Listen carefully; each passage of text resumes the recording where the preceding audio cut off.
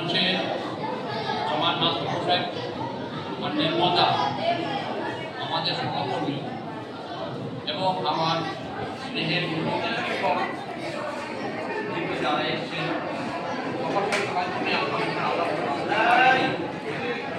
এবং আমার স্নেহের আজকে শিক্ষক ছিলাম অনেক বছর, প্রায় 3 থেকে 13 সাল পর্যন্ত।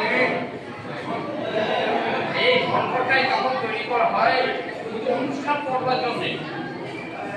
এরকম আমাদের সর্বপল্লী রাধাকৃষ্ণের জন্মদিন এখানে পালন করা হয়েছে। একবারে প্রচুর মানুষ, প্রচুর ভিড় ভরাকা দিয়ে কালচারাল প্রোগ্রাম করা হয়েছে।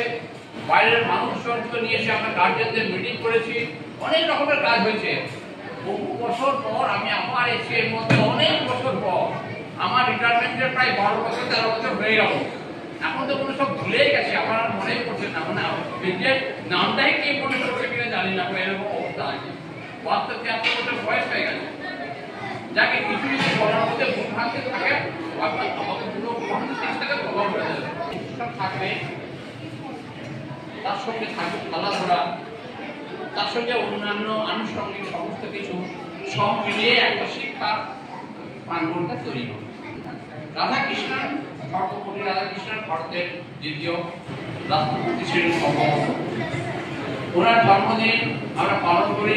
শুধু এটা নয়, শিক্ষক দিবস হিসাবে আজকে শিক্ষকদের মান, শিক্ষকদের সম্মান, এটা মানুষ সাথে আমাদের বুঝে আমরা এটা শিক্ষক, আমরা সমাজের মানুষকে শিক্ষা দিচ্ছি, ছেলে মেয়েদের শিক্ষা দিচ্ছি, তারা তৈরি হবে।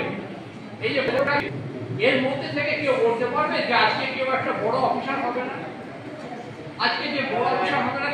আমি অনেক ছাত্রছাত্রী দেখি, আমি শিখতে পারি স্টেশনে কিংবা বাজারে দাঁড়িয়ে প্রণাম করছে, সে আমি শিখতে পারছি কোন স্যার, আপনি শিখতে পারছেন না, স্কুল স্যার এই পয়সা এই বলছেন, আমি স্যার গভর্নমেন্টের লেখেন অফিসার বই দিয়ে যায়। এই বই দিয়ে এটিএমের টাকা বুঝছেন একটা ছেলে খুব শুধু সহ্য করায়, আর স্যার বুঝতে পারলাম না, তো স্যার ভালো আছেন জিজ্ঞেস করছে, জিজ্ঞেস করার পর ভালো বলতে পারলাম, চিনতে পারলাম না। কিন্তু পরে পরিচয় দিল, ও স্যার আমি রাশিয়াতে থাকি, রাশিয়ায় আমি কিছু কাজ করি স্যার, এরকম মেকানিক্যাল জব করি, আমি মেকানিক্যাল কাজ করে শিখেছি, আমি সমস্ত রকমের মেকানিক্যাল জব করি। এই আমাদের কাছে একটা আনন্দের। আবার এমন আমি টোটো চাপি, টোটোতে অনেক রিক্সা চেপে যাওয়ার পর টোটো থেকে আমার কাছে পয়সা নিতে চায় না, কেন রে টাকা